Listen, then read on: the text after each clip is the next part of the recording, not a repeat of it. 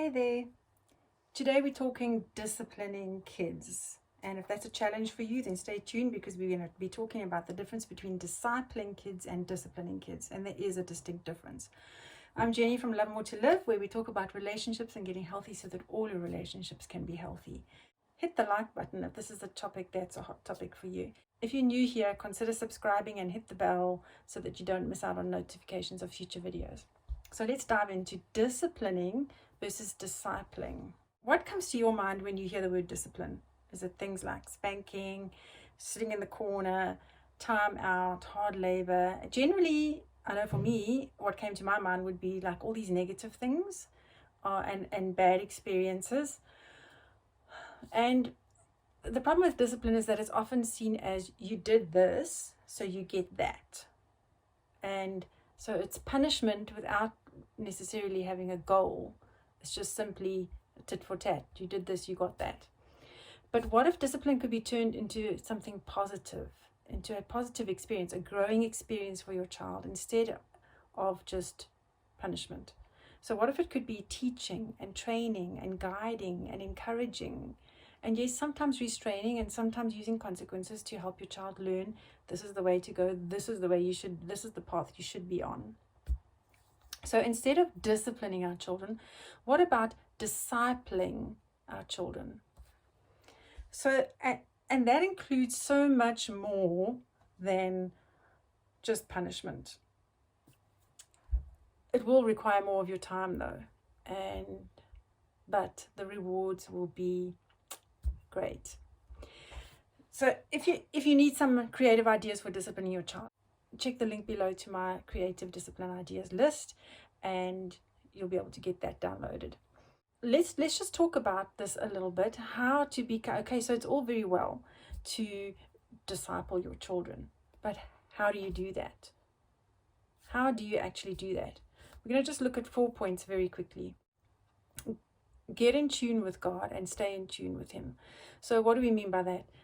It means surrendering yourself to Him, being under the discipline of God so that He can direct you, He can lead you, and so that you're operating on His principles through the power of His Spirit with His wisdom and His grace and His counsel every day. That is how, in other words, you first must be a disciple of Jesus so that you can disciple your children. Because ultimately we want them to follow Jesus, right? So be the disciple yourself. Like Paul said, imitate me. You want your kids to be able to look up to you and say, yes, mommy follows Jesus or daddy. So we've got to be those disciples of Jesus ourselves. The second point is learn to recognize God's voice. And I'll put a link to the article I wrote on that below in the description box below.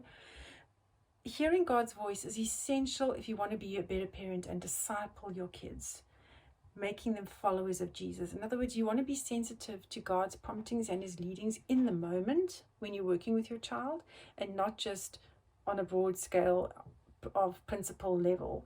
You want to be sensitive because the Bible says, Isaiah 30:21, your ears will hear a voice behind you saying, this is the way, walk ye in it, when you turn to the right hand and when you turn to the left. God is willing to guide you and lead you and prompt you in the moment to help you to be the parent that you need to be, to disciple your children, make them followers of Jesus. The third point is get emotionally healthy so that you don't operate from a point of your own pain or your own experience. And that is so often what happens is we operate on our past and our history. So the kind of parenting we experienced, we either copy that or we swing to the opposite extreme and we do something completely opposite, and that isn't necessarily always balanced. Sometimes, most of the time, it is unbalanced because we're operating on, I'm never going to do that, so I'm going to do the opposite instead of what does God want me to do now. So I'm also going to put a link to an article below that I wrote about how your past affects your parenting. And then the fourth point is ask God what He wants you to do. Pretty simple, isn't it? Just ask Him what He wants you to do and then do it. And this again is going to be a lesson in learning to hear from God and experimenting in a way with God because you're not always going to know, is that God's idea or is it my own idea? Are those my own thoughts or is it God speaking to me? I don't know. But experiment with God, start practicing with God, and allow him to lead you in the moment with your children. So ask him about the smallest things, because nothing is too small for God. Even our big stuff is small stuff to him. So take the small stuff to him. Ask him, what do you want me to do, Lord? How do I deal with my child's temper tantrum right now? What do you want me to do? Pray daily for wisdom from on high, but in the moment as well, pray for that wisdom. Okay, so I want to just share with you a little story just to give you an idea of how beautiful discipline can be, the discipling can be, and how creative God is. Now, I want to just tell you that God knows exactly what your child needs from one day to the next. So today, your child may need this direction. Tomorrow, that may not work. And God knows that. And this is why it's important to be in tune with him, because he doesn't just give you this for that, and this is what you're going to do every single time your child does that. You need to be in tune with God. So many years ago, I was learning this with my kids, and I was experimenting with God, trying to figure out how to raise my kids and how to disciple them to be surrendered to God themselves. One of my children struggled with grumpiness quite a bit, and so I was struggling with this, because a whining child is an irritation after a while. So I said, Lord, what do you want me to do? And in that moment, God put into my mind the thought, give him a heart transplant. Now, that concept is based on Ezekiel 36, verse 26 and 27, that says, a new heart also will I give you, and a new spirit will I put within you, and I will take away the stony heart out of your flesh, and I will put within you a heart of flesh. God promises to take the yucky heart out of us, and he can do this for us adults as well, if you're having a bad day. And he promises to put within us a new heart, a happy heart. And so I took my son and I said to him, you know what? You've got a problem. Your heart is sick. It's grumpy. You need a heart transplant. And so we made a big deal of this. We're going to the hospital. I lay him down on the floor. And I said, this is what we're going to do. We're going to take the yucky heart out, and we're going to give you a new heart. We're going to give you a heart transplant. And so I pretended to be cutting open his chest with my hand and pulling his rib cage open, because it's very invasive, heart transplant. And I pretended to go in there and dig out the grumpy heart, of course, making sure that it was ticklish and all of that.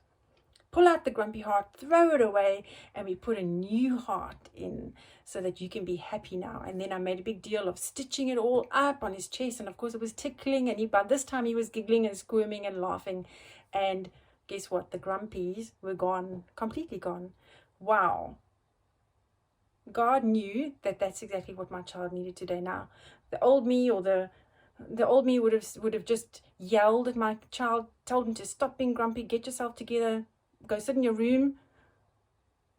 But that wouldn't probably have had the same effect. Those grumpies were gone for the day. Now, does that mean that every time he whines, he has to go and have a heart transplant? No.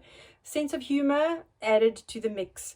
Another day, God prompted me to give him an extra chore to do because he was complaining. Another day, God prompted me, make him sing a song with you. Sing to him, just laugh and be happy. Another day, God prompted me to just pray with him or to talk to him about choosing to be happy. Multiple different ways to deal with one problem, but we need to be sensitive to God's leading, because God knows what will work today for your child. So this is why it's so important to be in tune with God, because what works today won't necessarily work tomorrow, and God knows that. And we can trust him to give us the wisdom that we need to disciple our children. So I hope you're seeing that consequences don't always have to be a negative thing. They can be positive. In fact, discipling children means you helping them towards something and not just stopping something, as in the negative behavior. You're helping your child towards something, growing, becoming a happy child, becoming more mature, becoming more like Jesus, rather than just stopping something. Make sure that when you do give consequences, that they are in line with your goals of discipling your child, and not just you did this so you get that. I want to just remind you to get the free list of creative discipline ideas in the link below. And if you have any questions, leave a comment. I'd love to hear from you. That's all for this video. We'll see you in the next one. Have a great day.